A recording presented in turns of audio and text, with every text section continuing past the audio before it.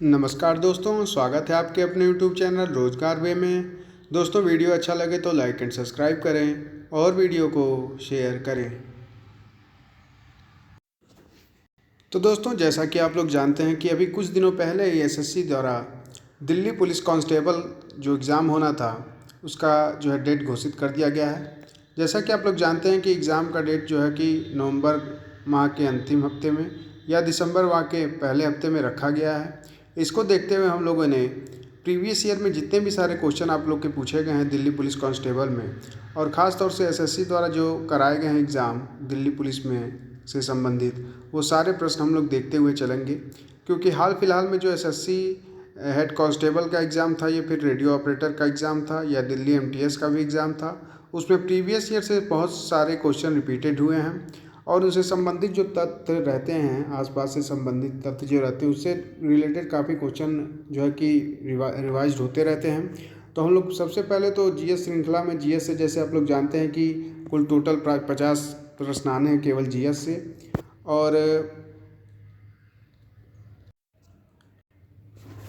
Computer में लगभग 10 प्रश्न आते हैं। जैसा कि कंप्यूटर तो हमारे चैनल द्वारा आपको करवाया जा रहा है, डेली प्रैक्टिस सेट कंप्यूटर करवाया जाता है आप लोग को।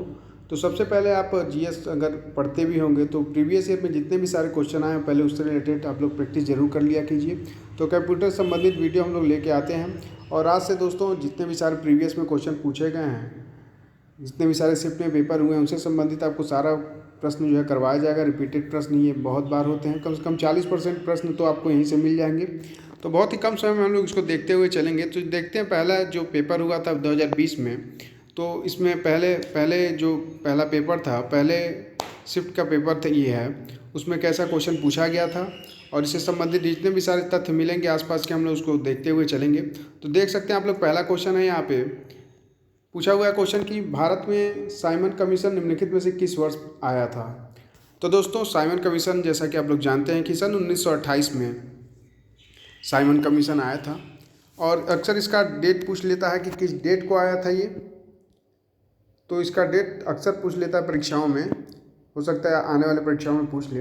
तो 3 फरवरी को ये मुंबई आया था, साइमन कमीशन जो आया था 3 फरवरी 1928 को मुंबई आया था। और दोस्तों, कई बार तो इसका गठन पूछ लेता है कि गठन कब हुआ था साइमन कमीशन का। तो दोस्तों, 8 नवंबर 1927 को साइमन कमीशन का गठन हुआ था। और इसमें साइमन कमीशन से ये भी प्रश्न पूछ लेता है कि साइमन कमीशन में कुछ टोटल कितने सदस्य थे। तो टोटल 7 सदस्य इसमें, और सभी के सभी सदस्य इसमें अंग्रेजी थे। इसीलिए इसका विरोध भी हुआ, क्योंकि इसमें एक भी भारतीयों को शामिल नहीं किया गया था। तो इस प्रश्न से हम लोगों ने 4 प्रश्न देखा, जैसे कि साइमन कमीशन में कुल कितने सदस्य थे। तो टोटल 7 सदस्य थे, और ये कब भारत आया था, तो 3 फरवरी 1928 को ये भारत पहुंचा था। और अगर क्वेश्चन पूछ लिया कि साइमन कमीशन का गठन कब किया गया, तो 8 नवंबर 1927 को इसका गठन किया गया था। इसी तरीके से हम लोग अगला प्रश्न देखेंगे। जैसा कि आप लोग देख सकते हैं कि अगला प्रश्न है, प्राचीन कालीन लाट खान नामक मंदिर निम्नलिखित में से किस स्थान पर स्थित है। तो इस प्रश्न का आंसर दिया हुआ है ऐहोल में। लाट खान नामक मंदिर ऐहोल में स्थित है। और दोस्तों, पूछे अगर ऐहोल कहाँ पड़ता है, तो ऐहोल कर्नाटक राज्य में पड़ता है, और यहीं पे लाट खान नामक का मंदिर भी है। क्वेश्चन हमेशा पूछ लेता है कि एलिफेंटा दर्रा कहाँ पे है। तो एलिफेंटा दर्रा जो श्रीलंका है उसके ठीक ऊपर ही एलिफेंटा दर्रा है, और एलिफेंटा दर्रा और जाफना बिल्कुल श्रीलंका के ऊपर ही पाए जाते हैं। तो एलिफेंटा दर्रा हमेशा पूछ ले तो ये श्रीलंका के ऊपरी भाग में है एलिफेंटा दर्रा। एलोरा की गुफाएं से संबंधित पूछ लेता है कि एलोरा की गुफाएं किस स्थान पे हैं। तो एलोरा की गुफाएं महाराष्ट्र के जो है औरंगाबाद ज़िले में है। तो एलोरा की गुफाएं कहाँ पे हैं, महाराष्ट्र के औरंगाबाद ज़िले में हैं। और इसकी स्थापना किसने की थी। तो दोस्तों, राष्ट्रकूट जो वंश के उसके शासकों द्वारा एलोरा की गुफाओं का निर्माण कराया गया था। ये अक्सर पूछ लेता है कि एलोरा की गुफाएं जो हैं इनका निर्माण किसने किया। तो राष्ट्रकूट वंश द्वारा किया गया इसका निर्माण। और ये एलोरा गुफा कहाँ स्थित है, तो महाराष्ट्र के औरंगाबाद जिले में स्थित है। सांची का स्तूप कहाँ स्थित है, तो सांची का स्तूप अगर पूछ लेता है तो ये मध्य प्रदेश में स्थित है सांची का स्तूप। और इसका निर्माण किसने करवाया था, तो इसका निर्माण करवाया था सम्राट अशोक ने करवाया था। 3री शताब्दी में सम्राट अशोक ने सांची का स्तूप का निर्माण करवाया था। और अक्सर क्वेश्चन पूछ लेता है कि एलोरा की गुफाएं को जो है कि विश्व धरोहर सूची में कब शामिल किया गया था। तो एलोरा की गुफाओं को विश्व धरोहर सूची में 1983 में शामिल किया गया था। ये हमेशा क्वेश्चन पूछ लेता है कि एलोरा की गुफाएं को विश्व धरोहर सूची में कब शामिल किया गया था, तो 1983 में शामिल किया गया था। और इसी से संबंधित अगर सांची का स्तूप का पूछ ले कि कब सांची के स्तूप को शामिल किया गया था विश्व धरोहर सूची में, तो 1989 में शामिल किया गया था सांची के स्तूप को। अगला प्रश्न देख लेते हैं हम लोग। अगला प्रश्न है, मानव तंत्रिका तंत्र के संदर्भ में तंत्रिका कोशिका का निम्नलिखित में से कौन सा भाग सूचनाएं प्राप्त करता है। तो दोस्तों इसका आंसर हो जाएगा ध्रुवाश्रम यानी डेंड्राइट मानव तंत्रिका कोशिकाओं के भाग की सूचनाएं प्राप्त करता है। तो ये क्वेश्चन देख सकते हैं। और माइटोकॉन्ड्रिया जैसा कि सूत्रकणिका भी इसका एक नाम होता है। इसको हम लोग अपने कोशिका का शक्तिगृह कहते हैं, सेल्स ऑफ पावर हाउस, इसको इस नाम से भी जानते हैं। माइटोकॉन्ड्रिया को सेल्स ऑफ पावर हाउस यानी अपनी कोशिका का जो है कि शक्तिगृह भी इसको कहते हैं। और अगला प्रश्न देखते हैं हम लोग। देखिए उस समय के करंट अफेयर के क्वेश्चन भी इसमें हैं, तो इनसे हम लोग का कोई खासा मतलब नहीं है। ये 2020 में मई में क्वेश्चन पूछे गए थे जब पेपर हुआ था, और अभी जो पेपर आएंगे उसमें दूसरा करंट आप लोग का 2023 से संबंधित प्रश्न रहेंगे करंट के। तो इन क्वेश्चनों को हम लोग इग्नोर करते हुए चलेंगे। देखिए ये भी उस समय का करंट का क्वेश्चन है, तो इसको भी हम लोग इग्नोर करते हुए चलेंगे। अब ये प्रश्न देखते हैं हम लोग, निम्नलिखित में से कौन भारत के द्वितीय उपराष्ट्रपति थे। तो आप लोग देख सकते हैं कि भारत के द्वितीय उपराष्ट्रपति जाकिर हुसैन जी थे। और पूछ ले कि प्रथम राष्ट्रपति कौन थे, तो सर्वपल्ली राधाकृष्ण जो है भारत के पहले उपराष्ट्रपति थे। उपराष्ट्रपति से संबंधित और भी प्रश्न पूछे गए हैं जो दिल्ली पुलिस से संबंधित, तो उससे क्वेश्चन पूछे गए हैं कि कौन से ऐसे उपराष्ट्रपति थे जो 2 बार उपराष्ट्रपति कार्यकाल के लिए चुने गए थे। तो एक हमारे सर्वपल्ली राधाकृष्ण थे जो 2 बार उपराष्ट्रपति कार्यकाल के लिए चुने गए थे, और एक हामिद अंसारी जी थे। इन दोनों लोगों को 2 बार राष्ट्रपति चुना गया था, उपराष्ट्रपति के लिए चुना गया था। क्वेश्चन पूछ ले कि किस उपराष्ट्रपति की उनके पदावधि के दौरान ही मृत्यु हो गई थी, तो कृष्णकांत ऐसे एक उपराष्ट्रपति हैं जिनकी मृत्यु उनके पदावधि के दौरान ही हो गई थी। और क्वेश्चन अगर पूछा हुआ है ये भी दिल्ली पुलिस में कि कौन से ऐसे उपराष्ट्रपति हैं जिन्होंने अपने कार्यकाल पूरा होने के पहले ही इस्तीफा दे दिया था। तो भैरव सिंह शेखावत एक ऐसे उपराष्ट्रपति हैं जो अपना कार्यकाल पूरा होने के पहले ही इस्तीफा दे दिए थे। तो ध्यान रखेंगे इन सब बातों को आप लोग, जितने भी अलग से बताए जा रहे हैं, क्योंकि इससे संबंधित रिलेटेड आप लोग को आने वाली परीक्षाओं में क्वेश्चन देखने के लिए मिलेंगे, जैसा कि अभी तक होता आया है दिल्ली पुलिस में। अगला प्रश्न देख सकते हैं आप लोग, निम्नलिखित में से किसके हृदय में 2 प्रकोष्ठ पाए जाते हैं। तो जैसा कि आप लोग देख सकते हैं यहाँ पे आंसर दिया हुआ है स्कालियोडांस के हृदयों में 2 प्रकोष्ठ पाए जाते हैं। और क्वेश्चन पूछ ले कि मानव में हृदय में कितने प्रकोष्ठ पाए जाते हैं, तो 4 चैम्बर, प्रकोष्ठ को इंग्लिश में चैम्बर बोला जाता है। तो 4 चैम्बर मानव में पाए जाते हैं। पक्षियों में भी 4 चैम्बर ही पाए जाते हैं, पक्षियों में भी 4 चैम्बर का ही उनका हृदय प्रकोष्ठ होता है। और जितने भी स्तनधारी पशु हैं उनमें भी 4 चैम्बर का होता है। छिपकली में अगर पूछ ले तो इनमें छिपकलियों में भी लगभग छिपकली अगर पूछ ले तो आप लोग का छिपकली में तीन चैम्बर जो है उनका 3 चैम्बर का उनका हृदय पृष्ठ होता है। छिपकलियों का 3 चैम्बर का हृदय पृष्ठ होता है। सरीसृपों जितने भी सारे सरीसृप हैं उनमें जो है लगभग 3 चैम्बर का ही प्रकोष्ठ पाया जाता है। वहीं अगर पूछ लेता है कि मगरमच्छ में कितने प्रकोष्ठ का हृदय उनका होता है, हृदय का प्रकोष्ठ होता है, यानी कितने हृदय में इनके चैम्बर होते हैं, तो इनके मगरमच्छ में कुल 4 चैम्बर का इनका हृदय प्रकोष्ठ पाया जाता है, 4 चैम्बर का। तो ध्यान रखेंगे इन सभी बातों का आप लोग, ये प्रश्न अक्सर पूछे जाते हैं हृदय प्रकोष्ठ से संबंधित। तो मानव में 4, छिपकली में यानी सरीसृप में 3 चैम्बर पाए जाते हैं। और अगर मगरमच्छ पूछ ले या घड़ियाल पूछ ले तो 4 चैम्बर मगरमच्छ में पाए जाते हैं। तो इन सभी बातों का आप लोग ध्यान रखेंगे। अगला प्रश्न है, मड़ई नामक जनजाति एवं पारंपरिक रूप से निम्नलिखित में से किस राज्य से संबंधित है। तो मड़ई नामक जनजाति छत्तीसगढ़ से संबंधित है। इस प्रश्न में आप लोग देख सकते हैं, यह रिपीटेड प्रश्न है। दिल्ली पुलिस हेड कांस्टेबल की अभी जो 2022 में परीक्षाएं हुई हैं उनमें एक क्वेश्चन पूछा हुआ है, तो ध्यान रखेंगे आप लोग। जैसा कि आप लोग जान सकते हैं, जनजातियों से संबंधित क्वेश्चन अक्सर दिल्ली पुलिस में पूछते हैं। तो हिमाचल प्रदेश से संबंधित जनजाति है गड्डी और गुड्डी, हिमाचल प्रदेश से संबंधित जनजाति है। और तमिलनाडु से संबंधित जनजाति पूछता है टोडा और कोटा। टोडा और कोटा जो है तमिलनाडु से संबंधित जनजाति है। त्रिपुरा से संबंधित एक ही जनजाति है, वो बहुत ही बार परीक्षा में पूछा हुआ है। तो अगर पूछ ले कि रियांग जनजाति किस राज्य से संबंधित है, तो ये त्रिपुरा राज्य से संबंधित है। तो आप ध्यान रखेंगे इस बात का। अगला प्रश्न है, भारतीय राष्ट्रीय लेखाकरण प्रथाओं के अनुसार वास्तविक जीडीपी प्राप्त करने के लिए सकल घरेलू अनुपात यानी जीडीपी में निम्नलिखित में से किसे समायोजित किया जाता है। तो दोस्तों इस प्रश्न का आंसर दिया हुआ है कि मुद्रास्फीति को सम्मिलित किया जाता है। तो ध्यान रखेंगे इस प्रश्न को आप लोग। अगला प्रश्न है, साहित्य अकादमी पुरस्कार विजेता और लेखक, देखिए प्रीवियस में जो 2020 का क्वेश्चन है करंट का, तो इसको हम लोग इग्नोर करते हुए चलेंगे। अगला प्रश्न हम लोग देखेंगे, वर्ण परिचय नामक पुस्तक निम्नलिखित में से किसके द्वारा लिखी गई है। बहुत बार क्वेश्चन रिपीट हुआ है दिल्ली पुलिस में, तो वेरी इंपॉर्टेंट प्रश्न है ये।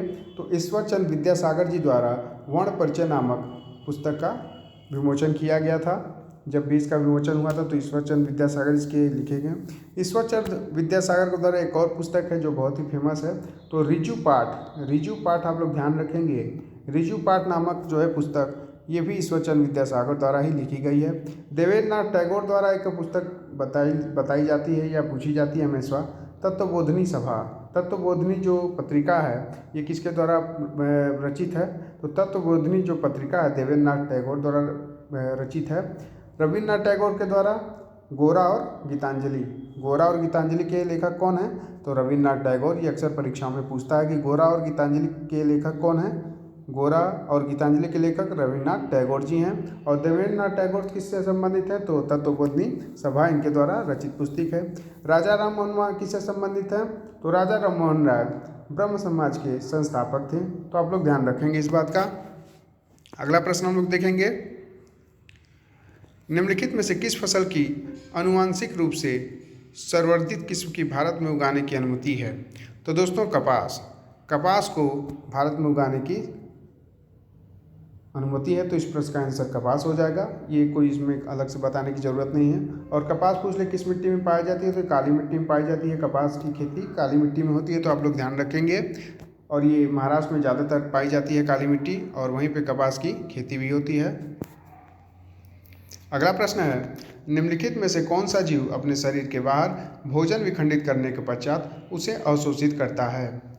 तो इस प्रश्न का आंसर हो जाएगा राइजोपस एक ऐसा जीव है जो अपने शरीर के बाहर जो है भोजन विखंडित करता है और उसके पश्चात उसे अवशोषित करता है। दोस्तों मनुष्य कौन क्या करता है, अपना मानव यानी जो जीव है, मानव जीव है, जो मानव क्या करता है, वो अपने शरीर के अंदर ही उसे विखंडित करता है और फिर उसके बाद अंदर ही उसको अवशोषित भी कर लेता है। लेकिन राइजोपोषक एक ऐसा जीव है जो शरीर के बाहर विखंडित करता है और उसे अवशोषित बाद में करता है। तो इस प्रश्न का आंसर हो जाएगा राइजोपोषक। ध्यान रखेंगे इस प्रश्न को आप लोग। भारत के निम्नलिखित में से किस वायसराय द्वारा की गई घोषणा को अगस्त प्रस्ताव कहा गया। तो दोस्तों अगस्त प्रस्ताव की जो घोषणा की गई थी वो लॉर्ड लिनथिगो द्वारा की गई थी। और ये घोषणा कब की गई थी, इसका तारीख पूछ लिया जाता है हमेशा। तो 8 अगस्त 1940 को अगस्त प्रस्ताव की घोषणा की गई थी। और इसके कौन से वायसराय ने इसकी घोषणा की थी, तो लॉर्ड लिनथिगो ने इसकी घोषणा की थी। तो आप लोग ध्यान रखेंगे। येमसे नामक जनजाति पर पारंपरिक रूप से किससे संबंधित है, तो इस प्रश्न का उत्तर हो जाएगा नागालैंड राज्य से येमसे नामक जनजाति एवं पारंपरिक रूप से संबंधित है।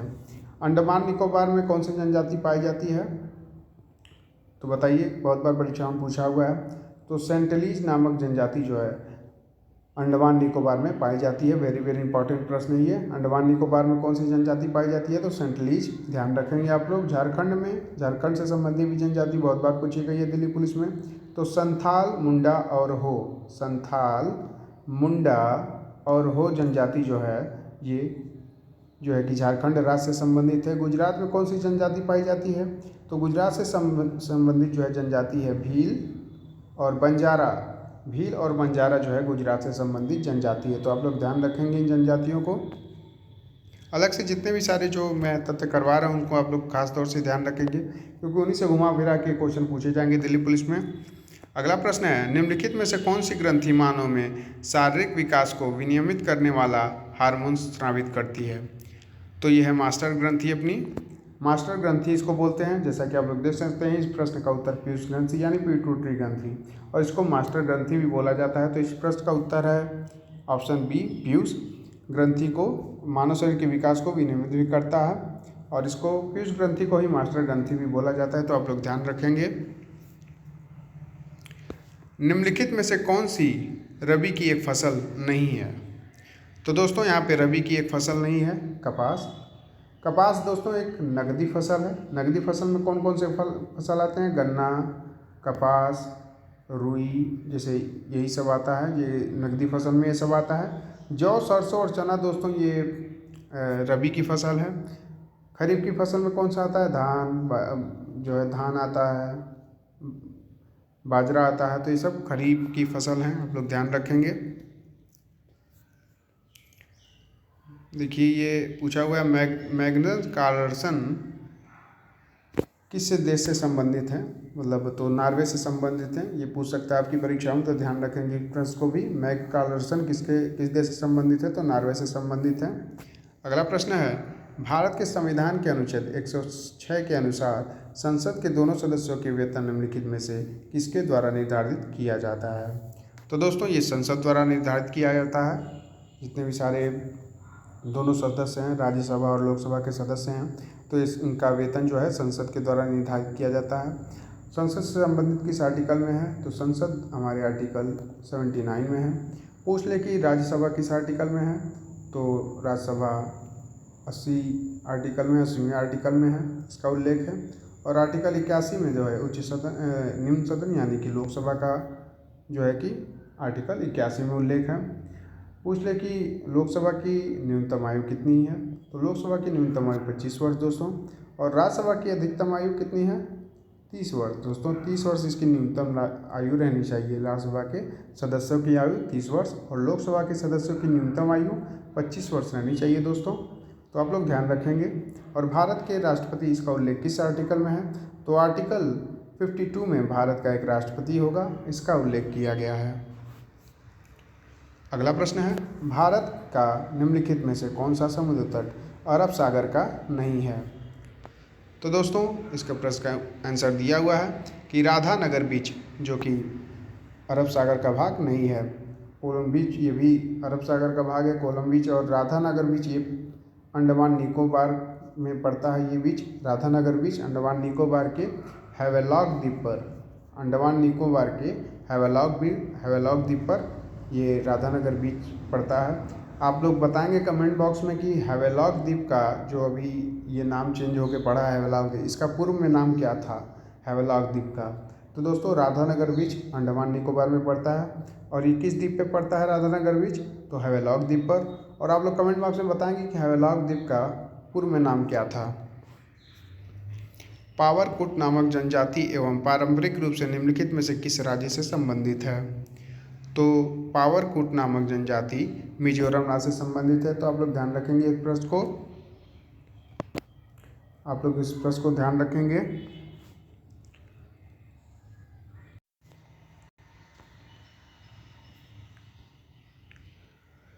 अगला प्रश्न है दोस्तों, निम्नलिखित में से किस वर्ष में बाल गंगाधर तिलक के नेतृत्व में कांग्रेस के अलग हुए गुट फिर से एक हो गए?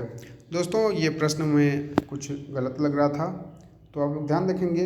बाल गंगाधर कांग्रेस के अलग हुए गुट जो है ये जो है 1916 में एक हुए थे दोस्तों, और ये लखनऊ अधिवेशन में एक हुए थे। आप लोग ध्यान रखेंगे। और इस समय कांग्रेस की जो अधिवेशन की अध्यक्षता थे ये अंबिका चरण मजूमदार जी ने कर रहे थे। और लखनऊ अधिवेशन 1916 में इनका जो है कांग्रेस जो को अलग फुट हुए थे 1905 में जो अलग हुए थे, 1906 में, 1907 में जो अलग हुआ था कांग्रेस अधिवेशन जो अलग हुआ था, और उसका जो है 1916 में ये लोग एक हुए थे, कांग्रेस का गुट फिर से एक हुआ था। और अंबिका चरण मजूमदार जी ने कांग्रेस अधिवेशन की उस अध्यक्षता की थी, और ये लखनऊ अधिवेशन में हुआ था। तो आप लोग ध्यान रखेंगे। बाकी ये प्रश्न मुझे कुछ गलत लग रहा था, प्रश्न भले ही सही हो लेकिन इसका आंसर गलत है, तो आप लोग ध्यान रखेंगे। एसएससी ने पता नहीं क्या इसका आंसर माना हुआ था। अगला प्रश्न है, जुलाई 2020 में केंद्र सरकार ने प्रेरक दौड़ सम्मान नामक एक, देखिए उस समय का ये करंट का क्वेश्चन है, तो इसको हम लोग इग्नोर करते हुए चलेंगे। अगला प्रश्न देखते हैं हम लोग, निम्नलिखित में से किस राज्य में इंद्रावती नदी पर चित्रकूट जलप्रपात स्थित है? तो दोस्तों, इंद्रावती नदी पर चित्रकूट ये हमारे छत्तीसगढ़ में पड़ता है इंद्रावती नदी, और इस पर चित्रकूट जलप्रपात स्थित है। पूछ लेगा अगर क्वेश्चन कि भारत का सबसे ऊंचा जो है कि जलप्रपात कौन सा है, तो कुचिकल जलप्रपात भारत का सबसे ऊंचा जलप्रपात है। और कुचिकल जो है जलप्रपात किस नदी पे पड़ता है, ये अक्सर पूछ लेता है, तो वाराही नदी पे, जो कि वाराही नदी कहाँ पे स्थित है, तो ये कर्नाटक राज्य में स्थित है। तो आप लोग ध्यान रखेंगे, भारत का सबसे ऊंचा जो है कि जलप्रपात कुचिकल जलप्रपात, और किस नदी पे ये है, तो वाराही नदी पे है, और ये कहाँ पड़ता है, तो कर्नाटक राज्य में ये इसका स्थित है, ये कुचिकल जलप्रपात। अगला प्रश्न है, सिबिल के संक्षिप्त नाम से जाने जाने वाली अभिकरण एजेंसी निम्नलिखित में से किस क्षेत्र से संबंधित है? तो ये बैंकिंग क्षेत्र से संबंधित है, सिबिल क्षेत्र।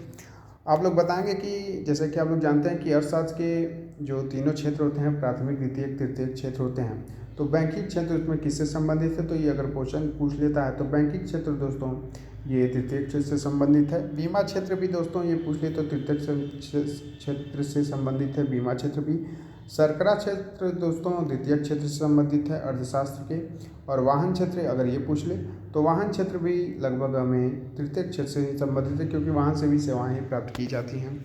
अगला प्रश्न है, देखिए ये भी उस समय का करंट अफेयर का क्वेश्चन है, तो इसको भी हम लोग इग्नोर करते हुए चलेंगे। ये भी देखिए इग्नोर करते हुए चलेंगे, 2020 उस समय का करंट क्वेश्चन है। देख सकते हैं आप लोग ये प्रश्न, पीएम स्वनिधि नामक योजना के लिए लक्षित समूह निम्नलिखित में से कौन सा है? तो पीएम स्वनिधि नामक जो योजना चलाई गई थी, इनमें रेहड़ी वालों के लिए चलाई गई थी, जैसे रेहड़ी अपना लोन लेके भी अपना नया व्यापार शुरू कर सकते हैं। तो इस प्रश्न में खासा कुछ पूछ सकता है योजना संबंधित, तो आप लोग 2-4 प्रश्न योजनाओं के देखते हुए चलेंगे। अगला प्रश्न है, भारतीय अर्थव्यवस्था में नकदी का प्रबंधन निम्नलिखित में से किसके द्वारा किया जाता है? तो भारतीय रिजर्व बैंक द्वारा जो है भारतीय अर्थव्यवस्था में नकदी का प्रबंधन किया जाता है। क्वेश्चन हमेशा पूछ लेता है कि भारतीय रिजर्व बैंक का जो है कि स्थापना कब हुआ था, तो क्वेश्चन पूछ लेता है। तो भारतीय रिजर्व बैंक की स्थापना कब की गई थी? तो 1 जनवरी सॉरी सर, भारतीय रिजर्व बैंक की स्थापना कब की गई थी? इंक मेरा आ नहीं रहा है सॉरी। भारतीय रिजर्व की स्थापना 1 अप्रैल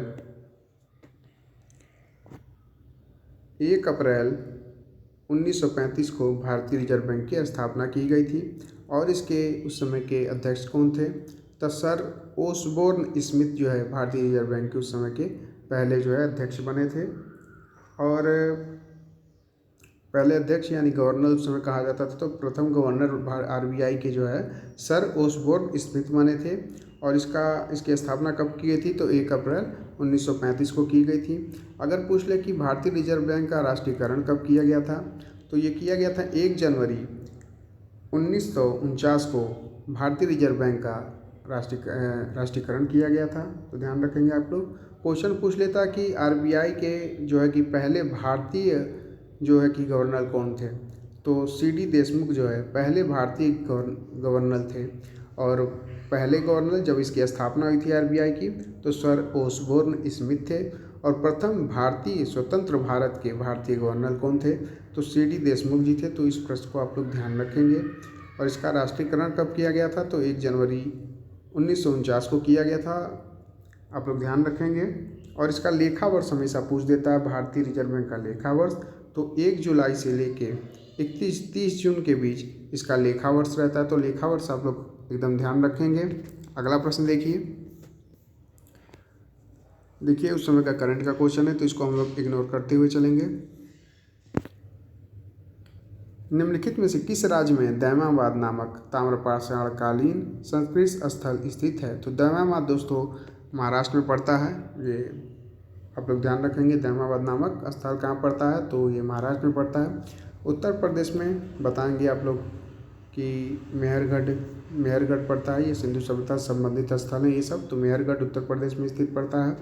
अगला प्रश्न है, असहयोग आंदोलन के दौरान निम्नलिखित में से किस प्रांत में चौरी चौरा कांड घटित हुआ था? तो दोस्तों ये हमारे उत्तर प्रदेश में घटित हुआ था। उत्तर प्रदेश के गोरखपुर जिले में ये घटित हुआ था। और उत्तर प्रदेश का पुराना नाम जो कि 1936 में जो है कि चेंज हुआ था। 1936 में संयुक्त प्रांत का नाम जो है चेंज होके और उत्तर प्रदेश पड़ा था। तो आप लोग ध्यान रखेंगे उस समय उत्तर प्रदेश का नाम संयुक्त प्रांत हुआ करता था। तो संयुक्त प्रांत में चौरी चौरा कांड हुआ था, आप लोग ध्यान रखेंगे। उत्तर प्रदेश के गोरखपुर जिले में हुआ था ये कांड, ध्यान रखेंगे आप लोग। भारत के संविधान का निम्नलिखित में से कौन सा अनुच्छेद यह घोषणा करता है कि सर्वोच्च न्यायालय एक अभिलेख न्यायालय होगा? तो दोस्तों अनुच्छेद 129 जो है ये घोषणा करता है कि सर्वोच्च न्यायालय का एक अभिलेख न्यायालय भी होगा। वेरी वेरी इंपॉर्टेंट प्रश्न, आप लोग इसको कर दीजिए कि बहुत बार रिपीटेड प्रश्न है ये दिल्ली पुलिस के लिए। और आर्टिकल 143 में क्या कहा गया है? आर्टिकल 143 में ये कहा गया है कि भारत का जो राष्ट्रपति है वो सर्वोच्चतम जो सुप्रीम कोर्ट के न्यायाधीश हैं, मुख्य न्यायाधीश हैं, उनसे भी उचित परामर्श ले सकता है किसी भी विषय में। तो आर्टिकल 143 भी महत्वपूर्ण है इस लिहाज से, तो ध्यान रखेंगे आप लोग। अगला प्रश्न है, भारत के संविधान के निम्नलिखित में से किस अनुच्छेद में यह उल्लेख किया गया है कि राज्य ग्राम पंचायतों को संगठित करने के लिए कदम उठाएगा? तो आर्टिकल 40 में इसका उल्लेख है। आप लोग ध्यान रखेंगे कि आर्टिकल 40 में इसका उल्लेख है कि सभी राज्यों में जितने भी ग्राम पंचायतें हैं उनको संगठित करने का राज्य एक कदम उठाएगा, जैसा कि आप लोग जानते भी हैं। और आर्टिकल 48 में क्या कहा गया है? आर्टिकल 48 में क्या है? कृषि एवं पशुपालन का उल्लेख जो है कि इसका भी राज्य देखभाल करेगा। कृषि एवं पशुपालन के लिए का भी देखभाल राज्य के द्वारा किया जाएगा। तो आर्टिकल 48 में इसका उल्लेख है। निम्नलिखित में से कौन सा शिलालेख सुदर्शन झील नामक झील का पुनरुद्धार कार्य किए जाने का वर्णन करता है? तो सुदर्शन झील नामक झील का पुनरुद्धार रुद्रदामन के जूनागढ़ के शिलालेख में किया गया है। सुदर्शन झील नामक झील का पुनरुद्धार। और इस झील का निर्माण दोस्तों किसने करवाया था?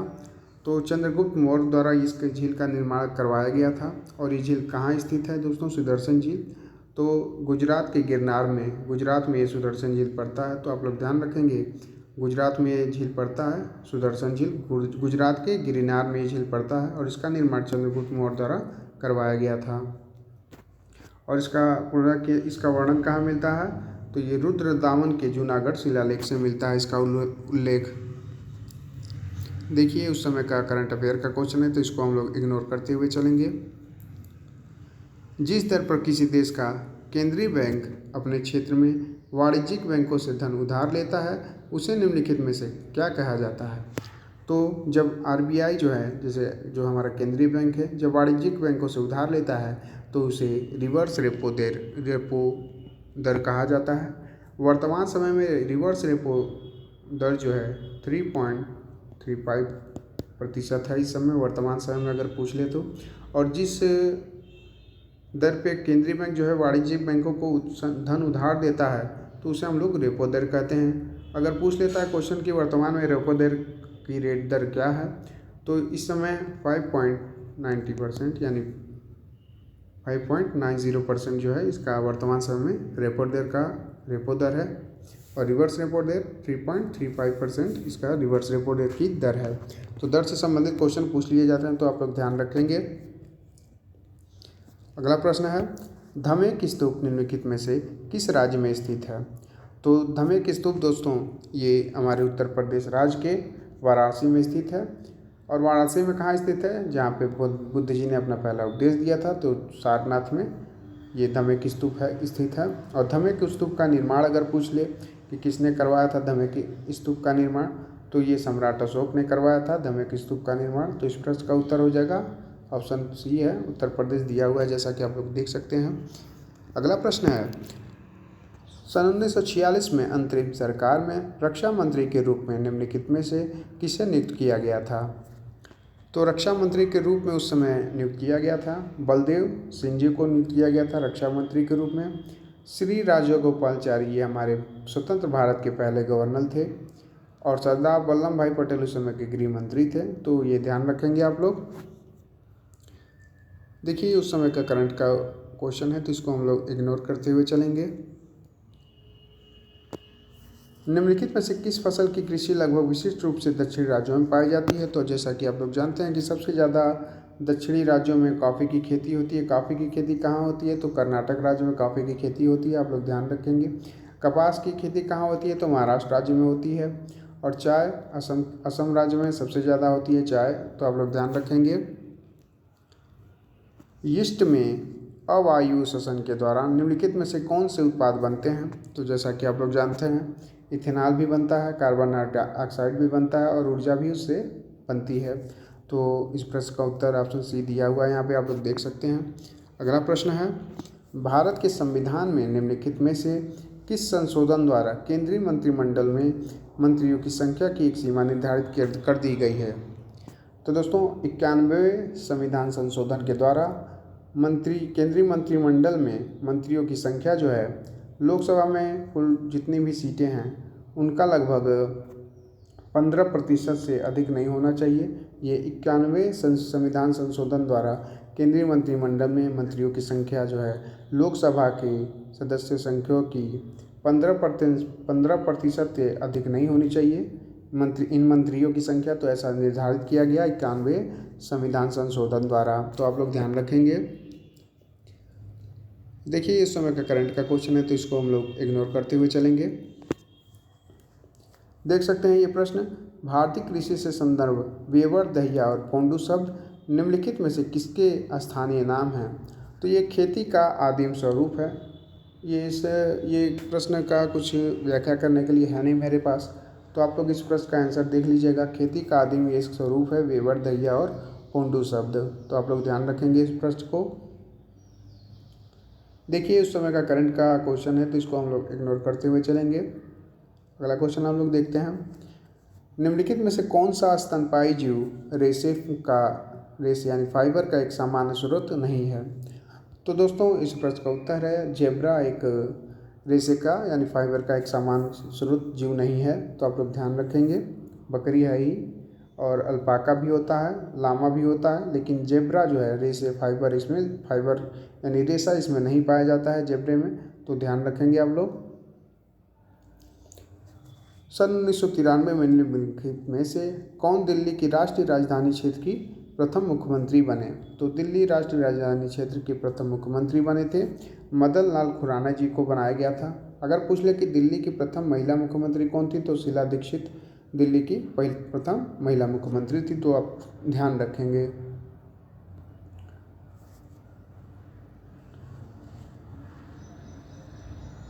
देखिए ये पुरस्कार से संबंधित क्वेश्चन है, देख लेते हैं इसको भी हम लोग। अलेक्जेंडर डेल रिम्पल पुरस्कार निम्नलिखित में से किस देश के जल माप कार्यालय द्वारा प्रदान किया जाता है? तो ये ब्रिटेन यानी यूके द्वारा प्रदान किया जाता है, तो ध्यान रखेंगे इस प्रश्न को। अलेक्जेंडर डेल रिम्पल पुरस्कार जो है यूके के द्वारा प्रदान किया जाता है।